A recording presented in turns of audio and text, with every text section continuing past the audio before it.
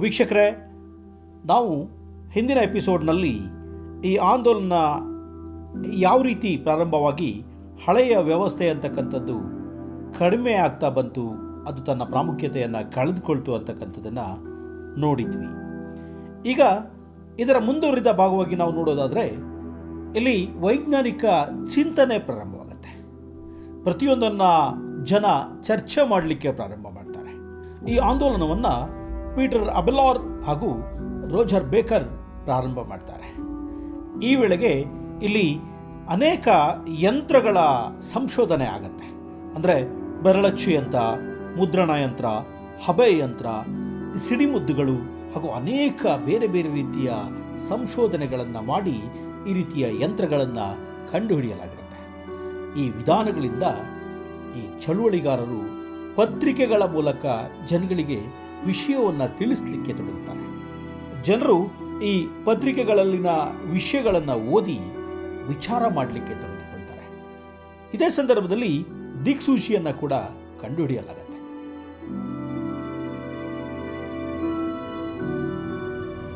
ಇದರಿಂದ ಅನೇಕ ಹೊಸ ಹೊಸ ದೇಶಗಳನ್ನು ಕಂಡುಹಿಡಿಯಲಾಗುತ್ತೆ. ಪೌರಾತ್ಯ ರಾಷ್ಟ್ರಗಳೊಡನೆ ಈ ಪಾಶ್ಚಿಮಾತ್ಯ ರಾಷ್ಟ್ರಗಳ ಸಂಪರ್ಕ ಬೆಳೀಲಿಕ್ಕೆ ಪ್ರಾರಂಭ ಆಗುತ್ತೆ.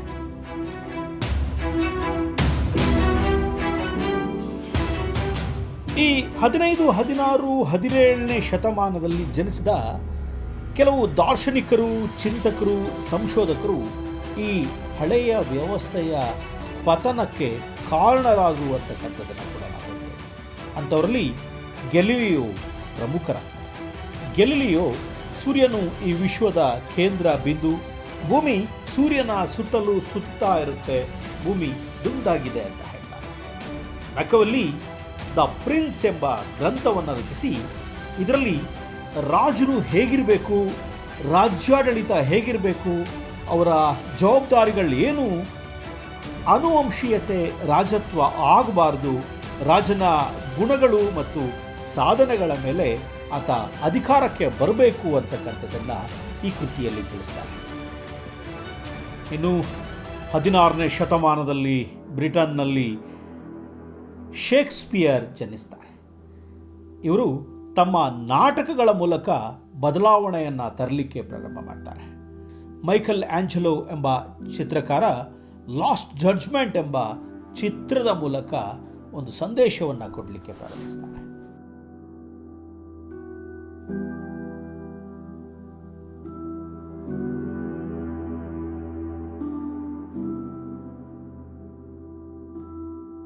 ಲಿಯನಾರ್ಡೋ ಡಾ ವಿಂಚಿ ಒಬ್ಬ ಚಿತ್ರಕಾರ, ಕವಿ ಹಾಗೂ ದಾರ್ಶನಿಕ ಆಗಿದ್ದ. ಇವನ 2 ಚಿತ್ರಗಳು ಭಾಳಷ್ಟು ಪ್ರಸಿದ್ಧಿಯಾಗಿದೆ. ಅದರಲ್ಲಿ ದ ಲಾಸ್ಟ್ ಸಫರ್ ಹಾಗೂ ಮತ್ತೊಂದು ಬಹಳ ಪ್ರಖ್ಯಾತವಾಗಿರ್ತಕ್ಕಂಥ ಮೊನಾಲಿಸಾ ಪ್ರಮುಖವಾಗಿರ್ತಕ್ಕಂಥದ್ದು ಅನ್ನೋದನ್ನು ನಾವು ನೋಡಬೇಕಾಗತ್ತೆ. ಹಾಗೆಯೇ ಮಾರ್ಟಿನ್ ಲೂಥರ್ ಅನೇಕ ಪ್ರತಿಭಟನಾ ಚಳುವಳಿಗಳನ್ನು ಪ್ರಾರಂಭ ಮಾಡ್ತಾರೆ. ಇವರ ಅನುಯಾಯಿಗಳು ಪ್ರೊಟೆಸ್ಟೆಂಟ್ ಎಂದು ಕರೆದುಕೊಳ್ತಾರೆ. ಇವರು ಕ್ರಾಂತಿಕಾರಿಗಳಾಗಿರ್ತಾರೆ. ಇದೇ ವೇಳೆ 18ನೇ ಶತಮಾನದಲ್ಲಿ ಕೈಗಾರಿಕಾ ಕ್ರಾಂತಿಯಾಗತ್ತೆ.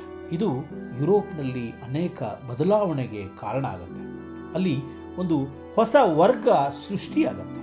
ಅದನ್ನು ಮಧ್ಯಮ ವರ್ಗ ಅಂತ ಕರೀತಾರೆ. ಈ ಮಧ್ಯಮ ವರ್ಗದ ಜನರು ಭಾಳಷ್ಟು ಬುದ್ಧಿವಂತರಾಗಿರ್ತಾರೆ.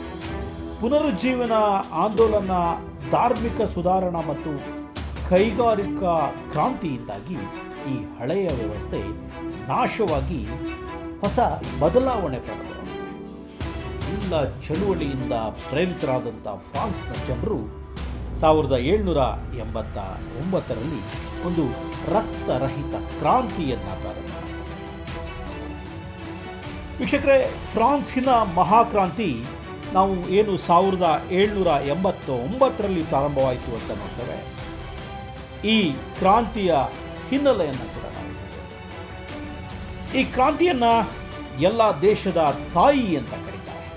ಜಗತ್ತಿನ ಎಲ್ಲ ಕ್ರಾಂತಿಗಳಿಗೂ ಈ ಕ್ರಾಂತಿ ಮಾರ್ಗದರ್ಶಿಯಾಗಿದೆ ಅಂತ ಹೇಳ್ತಾರೆ.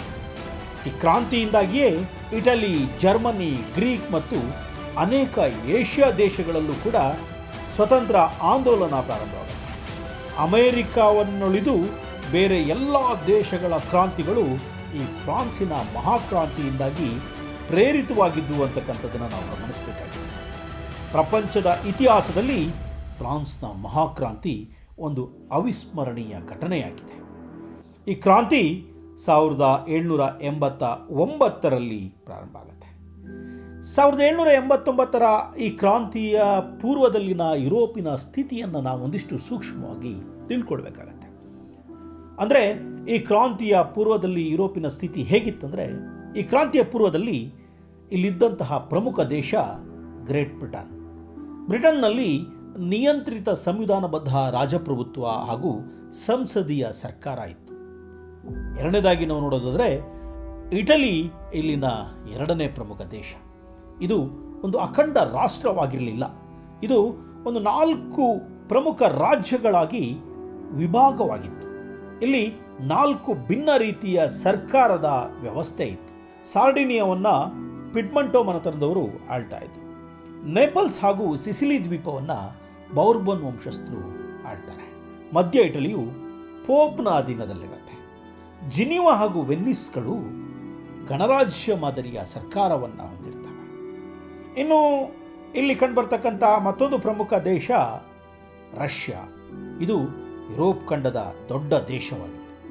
ಇದನ್ನು ರೋಮನೋವಾ ವಂಶಸ್ಥರು ಆಡಳಿತ ನಡೆಸ್ತಾ ಇದ್ರು. ಇವ್ರನ್ನ ಝಾರ್ ದೊರೆಗಳು ಅಂತ ಕೂಡ ಕರೀತಾರೆ. ಇವರು ಬಹಳಷ್ಟು ಆ ಸಂದರ್ಭದಲ್ಲಿ ದುರಾಡಳಿತಕ್ಕೆ ಹೆಸರಾಗಿರ್ತಕ್ಕಂಥ ರಾಜರು ಅಂತ ಹೇಳ್ತಾರೆ. ಇನ್ನು ನಂತರದ ಪ್ರಮುಖ ದೇಶ ಸ್ಪೇನ್. ಇಲ್ಲಿ ಕೂಡ ಬೋರ್ಬನ್ ರಾಜವಂಶದ ಆಡಳಿತ ನಡೀತಾ ಇದೆ. ಅಂದರೆ ಇದು ಬೋರ್ಬನ್ ವಂಶದ ಆಳ್ವಿಕೆಗೆ ಒಳಪಟ್ಟಿತ್ತು ಅಂತಕ್ಕಂಥದ್ದು ನಾವು ನೋಡಬೇಕಾಗತ್ತೆ. ಇನ್ನು ಫ್ರಾನ್ಸ್ ಬಹಳ ಪ್ರಮುಖವಾಗಿದ್ದಂಥ ದೇಶ. ಈ ದೇಶದಲ್ಲೇ ಕ್ರಾಂತಿ ಸಂಭವಿಸಿದ. ಇಲ್ಲಿ ಬೌರ್ಬನ್ ವಂಶಸ್ಥರು ಆಳ್ತಾ ಇರ್ತಾರೆ. ಇವರು ತಮ್ಮ ವಿಲಾಸ ಪ್ರಿಯತೆಗೆ ಯುರೋಪಿನಲ್ಲೇ ಪ್ರಸಿದ್ಧರಾಗಿರ್ತಾರೆ. ಫ್ರಾನ್ಸ್ ದೇಶ ಇವರ ದುರಾಡಳಿತಕ್ಕೆ ಒಳಪಟ್ಟಿದೆ. ನಂತರದ ಮತ್ತೊಂದು ಪ್ರಮುಖ ರಾಷ್ಟ್ರ ಆಸ್ಟ್ರಿಯಾ. ಇದನ್ನು ಹಬ್ಸ್ಬರ್ಗ್ ರಾಜಮನೆತನ ಆಡಳಿತ ನಡೆಸಿದ್ದಾರೆ. ಇನ್ನು ಪೂರ್ವ ಯುರೋಪಿನ ರಾಷ್ಟ್ರಗಳಾದಂತಹ ಗ್ರೀಕ್, ರೊಮೇನಿಯಾ, ಬಲ್ಗೇರಿಯಾಗಳು ಅಟಮನ್ ತುರ್ಕರ ಅಧೀನದಲ್ಲಿದ್ದಾರೆ. ಬ್ರಿಟನ್ನನ್ನು ಹೊರತುಪಡಿಸಿ ಉಳಿದ ಎಲ್ಲ ದೇಶಗಳು ಸರ್ವಾಧಿಕಾರದ ಆಡಳಿತ ಪದ್ಧತಿಗೆ ಒಳಪಟ್ಟಿರ್ತಕ್ಕಂಥದ್ದನ್ನು ನಾವು ಈ ಸಂದರ್ಭದಲ್ಲಿ ನೋಡ್ತಾ ಇದ್ದೀವಿ. ಹಾಗಿದ್ರೆ ಇಷ್ಟೆಲ್ಲ ದೇಶಗಳಿದ್ದು ಫ್ರಾನ್ಸ್ನಲ್ಲಿಯೇ ಕ್ರಾಂತಿ ನಡೀಲಿಕ್ಕೆ ಕಾರಣವೇನು ಅಂತ ನಾವು ನೋಡೋದಾದರೆ, ಈ ಫ್ರಾನ್ಸ್ನಲ್ಲಿ ಬಹಳ ಪ್ರಮುಖವಾಗಿ ಒಂದು ಕ್ರಿಯಾಶೀಲ ಮಧ್ಯಮ ವರ್ಗ ಪ್ರಾರಂಭವಾಗುತ್ತೆ. ಈ ಮಧ್ಯಮ ವರ್ಗವೇ ಇಲ್ಲಿ ಕ್ರಾಂತಿಗೆ ಕಾರಣವಾಗುತ್ತೆ. ಉಳಿದ ಎಲ್ಲ ದೇಶಗಳಿಗಿಂತ ರಾಜಕೀಯ ದಬ್ಬಾಳಿಕೆ ಫ್ರಾನ್ಸ್ನಲ್ಲಿ ಜಾಸ್ತಿ ಆಗಿತ್ತು. ಅದರಿಂದ ಈ ದೇಶದಲ್ಲೇ ಮೊದಲನೇದಾಗಿ ಕ್ರಾಂತಿ ಸಂಭವಿಸುತ್ತೆ. ಇದ್ರ ಜೊತೆಗೆ ಫ್ರಾನ್ಸಿನ ಆರ್ಥಿಕ ಸ್ಥಿತಿ ಸಂಪೂರ್ಣ ಚಿಂತಾಜನಕವಾಗಿತ್ತು.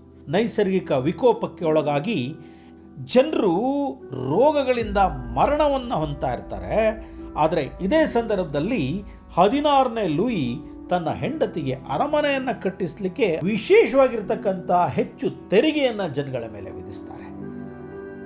ಇದಾದ ನಂತರದಲ್ಲಿ ಫ್ರಾನ್ಸ್ನಲ್ಲಿ ಹುಟ್ಟಿರ್ತಕ್ಕಂಥ ತತ್ವಜ್ಞಾನಿಗಳು, ಚಿಂತಕರು ತಮ್ಮ ಬರವಣಿಗೆಯ ಮೂಲಕ ಫ್ರಾನ್ಸ್ನ ಜನರು ದಂಗೆ ಏಳಲಿಕ್ಕೆ ಪ್ರೇರೇಪಣೆಯನ್ನು ಮಾಡ್ತಾರೆ.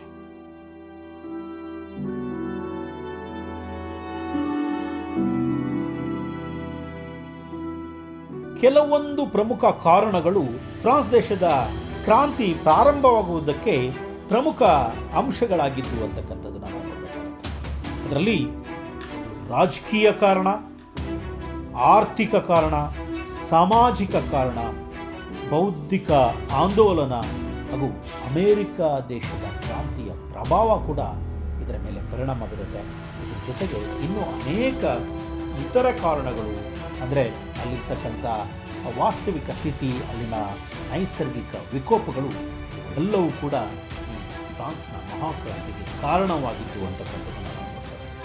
ವೀಕ್ಷಕರೇ, ಮುಂದಿನ ವಿಚಾರವನ್ನು ಮತ್ತೊಂದು ಎಪಿಸೋಡ್ನಲ್ಲಿ ತಿಳಿದುಕೊಳ್ಳೋಣ. ಅಲ್ಲಿವರೆಗೆ ನಮಸ್ಕಾರ.